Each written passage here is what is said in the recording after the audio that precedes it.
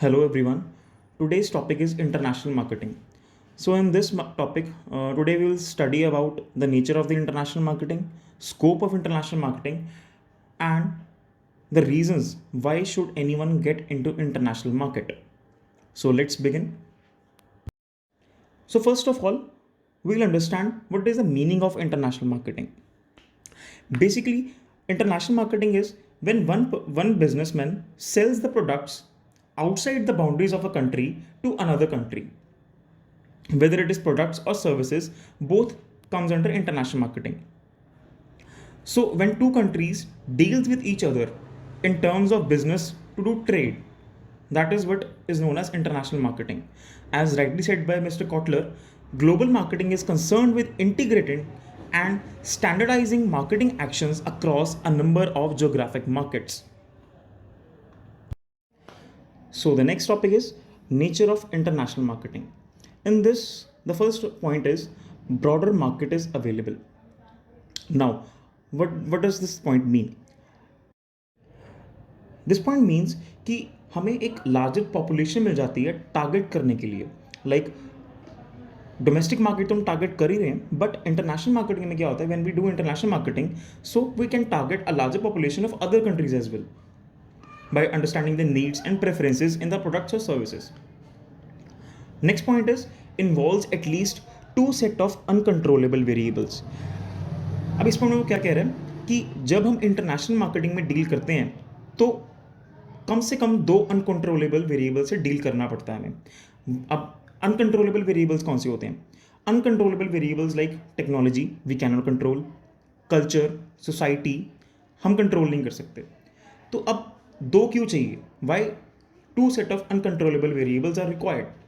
Like अगर हम international marketing में जाते हैं, पहले तो हमें नेशनल मार्केटिंग की वेरिएबल से compete करना पड़ेगा. सो दो वेरिएबल्स लाइक कि हमारे नेशन में कल्चर बहुत अलग है और कंट्रीज़ के कल्चर से. Like we don't eat beef and USA में नॉर्मली कंज्यूम किया जाता है बीफ. तो we have to take culture in the view point कि हमारे नेशन में या हमारी कंट्री में क्या कल्चर है और दूसरी कंट्री में क्या कल्चर प्रिवेल करता है. तो we have to compete with both these variables which are uncontrollable. Next point is requires broader competence. अब ऑब्वियसली बात है कि हम अगर इंटरनेशनल जा रहे हैं, इंटरनेशनल मार्केट में जा रहे हैं, we have to have good management skills and broader competence हमें होनी चाहिए ताकि हम इंटरनेशनल मार्केट या इंटरनेशनल बिजनेस के साथ डील कर सकें प्रॉपरली. नेशनल मार्केट के साथ डील करना फिर ईजी हो जाता है बिकॉज वी नो हमारी कंट्री में क्या चल रहा है, क्या इंप्रूवमेंट आई है, क्या नहीं हुआ. But when we go internationally तो we have to understand the other countries, we have to understand their variables also. So इसीलिए we need a good management skills जो हमें उस चीज़ को ओवरकम करने में हेल्प कर सके. Next point is competition is intense. It is very obvious if we are going into international market, there are many competitors available in other countries in which we are going to deal our products and services. Moreover, हम अपनी country में तो competition face कर ही रहे हैं, but उसके साथ we have to compete with other companies of other countries as well if we are going international, and we have to take the competition in a healthy way. Our next point is involve high risk and challenges. High risk and challenges का मतलब हम अपनी country में तो deal कर ही रहे हैं कि हमें पता है कि क्या ट्रेंड चल रहा है, क्या फैशन चल रहा है, बट वी डोंट नो कि जो हमारी कंट्री में ट्रेंड चल रहा है, फैशन चल रहा है, may not be prevalent in other country जहाँ पे हम एक्सपोर्ट कर रहे हैं या जहाँ पे हम अपना बिजनेस कर रहे हैं दूसरी कंट्री में. सो बहुत बड़ा रिस्क रहता है कि अपनी कंट्री में जो हमारा ट्रेंड चल रहा है मे बी कि दूसरी कंट्री में ट्रेंड ना चल रहा हो. अब कौन कौन से रिस्क हो सकते हैं, कौन कौन से रीजंस हो सकते हैं इस रिस्क के? Like political risk, cultural differences, fashion का रिस्क हो सकता है, style of foreign customers, war आ जाए जल्द एकदम से, चेंज इन गवर्नमेंट रूल्स हो जाए, या कम्युनिकेशन चैलेंजेस या लैंग्वेज. बहुत तरह की चीज़ें होती हैं जो रिस्क इन्वॉल्व रह जाता है जिन चीज़ों की वजह से, जहाँ पे मार्केट खराब भी हो सकती है. सो next topic is scope of international marketing. सबसे पहले हम समझते हैं कि स्कोप का मतलब क्या होता है. स्कोप का मतलब होता है कि कौन कौन से ऐसे एरियाज़ हैं जो इंटरनेशनल मार्केटिंग टच करती है. सो उसका पहला पॉइंट क्या है? Imports. Imports for a businessman just works like, जैसे कोई कंट्री इंपोर्ट कर रही होती है। एक बिजनेसमैन बाहर से सामान इंपोर्ट क्यों करता है? ताकि वो यहाँ अपनी कंट्री में जहाँ पे वो इंपोर्ट कर रहा है सामान को रीसेल कर सके टू द पोटेंशियल कस्टमर। यहाँ इंडिया में बहुत लोग होते हैं कि हमें इंपोर्टेड सामान चाहिए या हमें इंपोर्टेड प्रोडक्ट्स चाहिए। There is a huge market for that. So many companies do that कि वो खुद मैन्युफैक्चर करने की बजाय दे import the products already made in other countries, and people prefer the products also because of the quality, because of the essence of the product. So our next point is exports. Exporting is similar in terms of concept for a brand as it is for a country. अब companies export क्यों करती हैं? काफ़ी companies exporting business में होती हैं जहाँ पे the companies export the product to the other countries in their localities to earn profits or to generate revenues. And sometimes companies don't only send the finalized goods to the market of other countries, but they also send semi-finalized goods to other countries so that they can boost their business in other country as well. ज़रूरी नहीं है कि वो सिर्फ finalise product भेजे market में। कई बार होता है कंपनीज क्या करती हैं, हाफ मैन्युफैक्चर्ड गुड्स दूसरी कंट्री में भेजती हैं ताकि वो वहाँ पे जाके मैन्युफैक्चर हो सके और उस कंट्री की स्टैम्प लग सके और वो वहाँ पे लोकल मार्केट में बेच सकें उस चीज़ को। तो इस चीज़ से क्या होता है, कंपनीज को बूस्ट मिलता है और एक्स्ट्रा रेवेन्यूज़ मिलते हैं अपनी इंपोर्ट्स को पे ऑफ करने के लिए और अपनी कॉस्ट को पे ऑफ करने के लिए। सो next point is contractual agreements. when a business moves out to international market तो उसका स्कोप बढ़ जाता है काम करने का और वेट करती है कब उसके अग्रीमेंट्स हो कोई और कंपनी के साथ या किसी के साथ, ताकि वो अपने प्रोडक्ट्स और सर्विसेज को आगे जाके बड़े नाम पे बेच सकें या लोकल मार्केट्स में बेच सकें।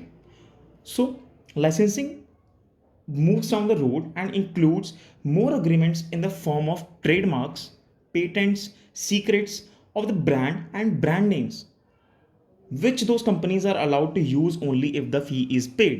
अगर फीस मिलेगी तभी वो यूज़ कर सकते हैं वो ब्रांड नेम या पेटेंट, नहीं तो नहीं। फ़ी का नाम सुन के कई लोग डर जाते हैं कि इतनी फीस पे करनी पड़ेगी पेटेंट के लिए या ट्रेडमार्क के लिए, बट एक बार सेक्रीफाइस देना इज़ मच बेटर, बिकॉज अगर उनका बिजनेस चल गया वो ब्रांड नेम से या किसी पेटेंट से, तो वो फीस अपने आप धीरे धीरे रिकवर हो जाती है and the company starts earning huge profits. Next point is joint venturing. अब जॉइंट वेंचरिंग क्या होता है? Joint venturing when two companies collaborate together for a certain period of time. कुछ टाइम के लिए जब दो कंपनीज कोलैबोरेट करती हैं कोई प्रोडक्ट या सर्विस सेल करने के लिए, that's when joint venturing takes place. और जॉइंट वेंचरिंग से क्या होता है, एक न्यू फर्म बाहर आती है, न्यू फर्म जनरेट होती है जिसमें वो प्रॉफिट एंड लॉसेस अर्न या लूज करते हैं। इसकी एग्जांपल, एक बहुत अच्छी एग्जांपल है फिएट और अबार्थ। कुछ साल पहले कंपनी ने कोलैबोरेट किया था अबार्थ कंपनी के साथ एंड उन्होंने अपनी गाड़ी निकाली थी that was named Punto Abarth. दोनों की कोलैबोरेशन थी, कुछ टाइम के लिए थी, वो गाड़ी निकाली उन्होंने प्रीमियम हैचबैक में, मिडिल क्लास के लिए प्रीमियम सेक्टर में गाड़ी निकाली थी 8-9 लाख के करीब में, just to target the international market, nothing else. And this technique is of extreme value to companies are interested in doing business in the countries where outsiders are not allowed to have their owned businesses and thus raise the scope of international marketing.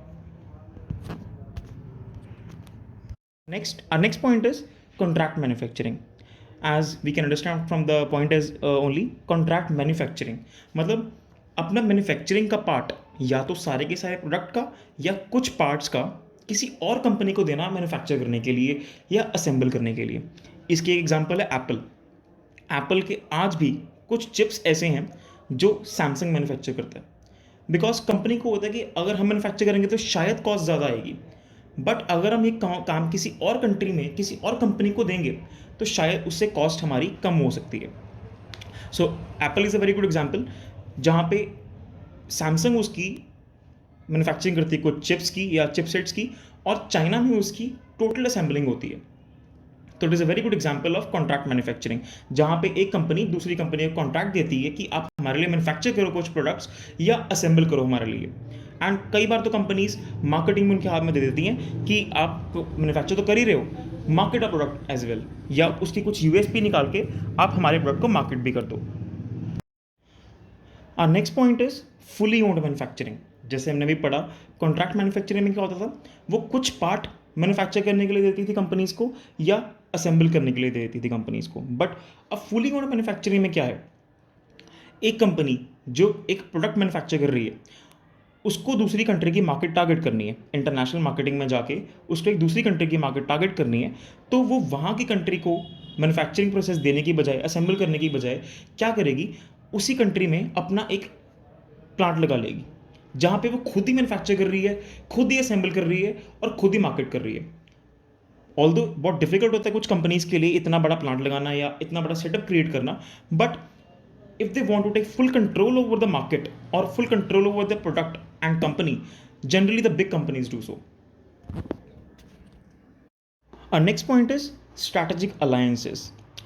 Unlike joint venturing, strategic alliance में क्या होता है, when two companies come together to achieve a common target या common goal जहाँ पे दोनों को benefit हो रहा है, but इसमें क्या होता है, वो बेनिफिट दोनों कंपनीज का अलग अलग रहता है. मतलब दो कंपनीज कोलैबोरेट होकर एक नई फर्म क्रिएट नहीं करती, दोनों कंपनीज आपस में एक स्ट्रैटेजिक अलायंस बनाती हैं जहाँ पे दोनों का फायदा हो रहा होता है, बट दोनों इंडिपेंडेंट रहती हैं, दोनों प्रॉफिट शेयरिंग नहीं करती. एक कंपनी का प्रॉफिट अलग है और एक कंपनी का प्रॉफिट अलग है, and same is the case of losses.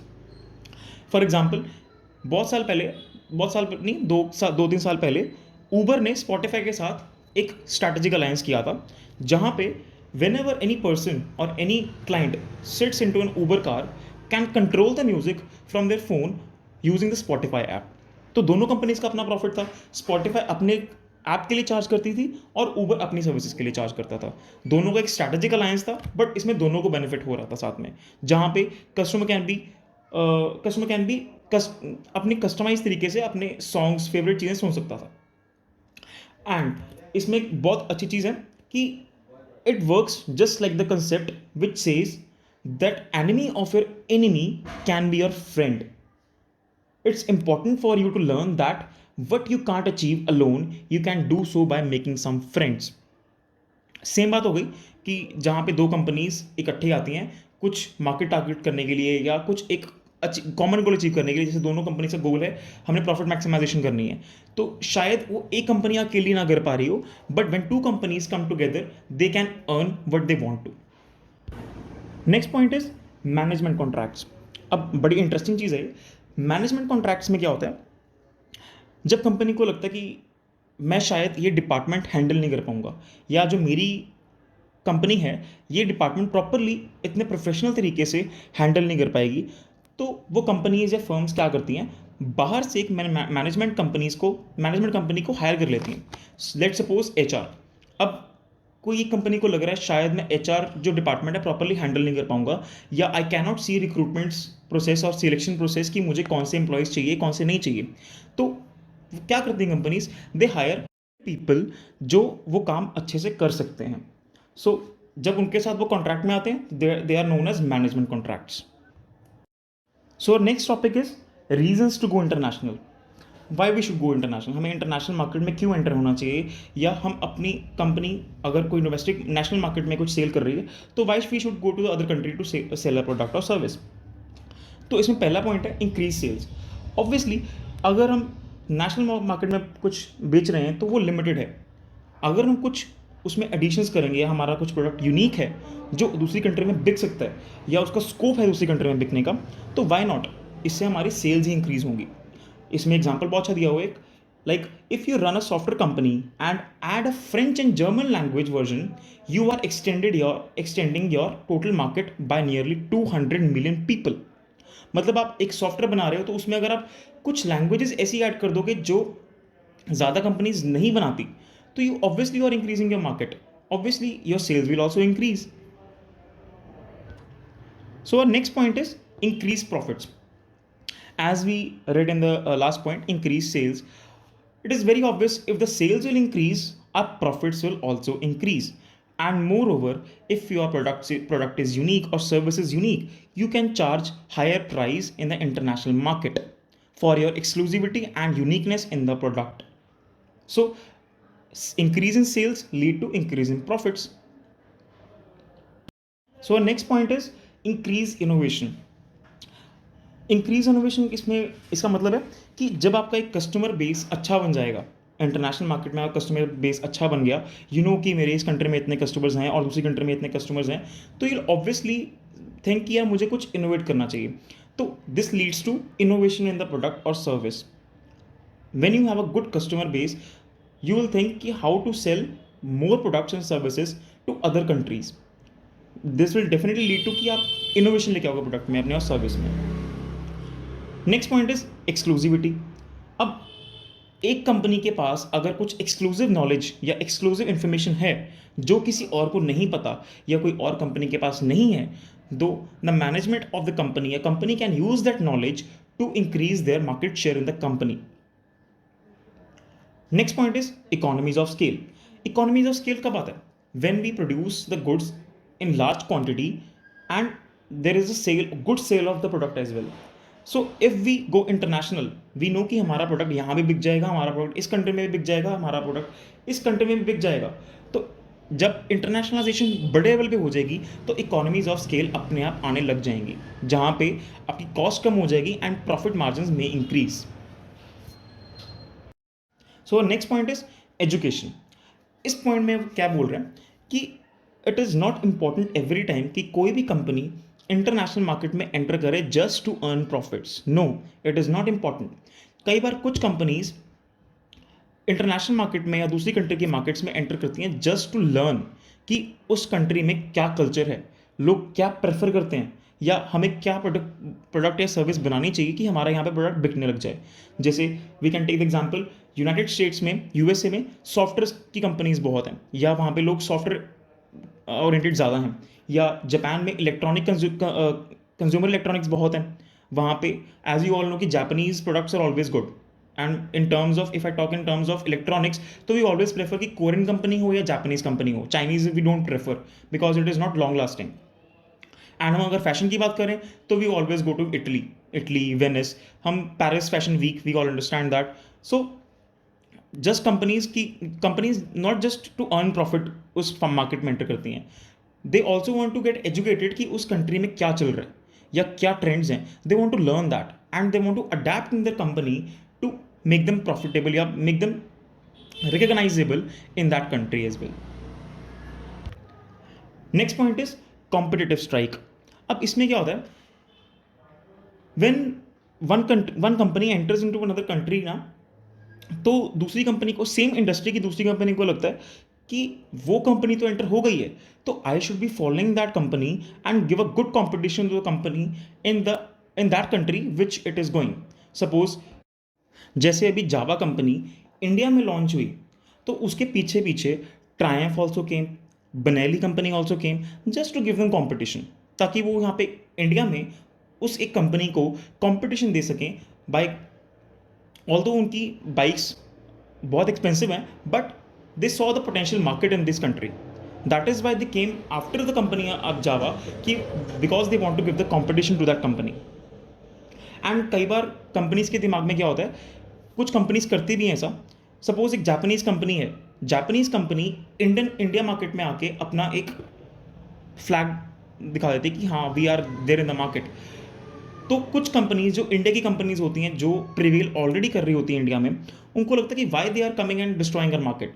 तो जस्ट टू टेक रिवेंज या उनको रिटेलिएट करने के लिए दे लॉन्च देयर प्रोडक्ट और company in their country, right. So it is basically competitive strike. They companies want to compete each other in whatever way they can. Our next point is government incentives. अब काफ़ी countries में government incentive देती है export करने का. हमारी country में भी बहुत इंसेंटिव्स हैं जहाँ पे गवर्नमेंट हमें बोलती है कि you export the products outside, will give you incentives. Sometimes it is in cash और sometimes it is in other methods or ways as well. So many countries give the incentives. US government is one of the example जो बहुत अच्छे incentive देती है companies को to export the product to other countries and to increase the market share of the companies in other countries as well. So this was a topic of our international marketing, in which we understood what is the nature of the international market, what are the different scopes of international market, and why we should enter the international market. We have given the various reasons why we should be entering into international market. I hope you understood all the topics. If there is any problem, you can contact me anytime. I hope you all are doing well. Thank you.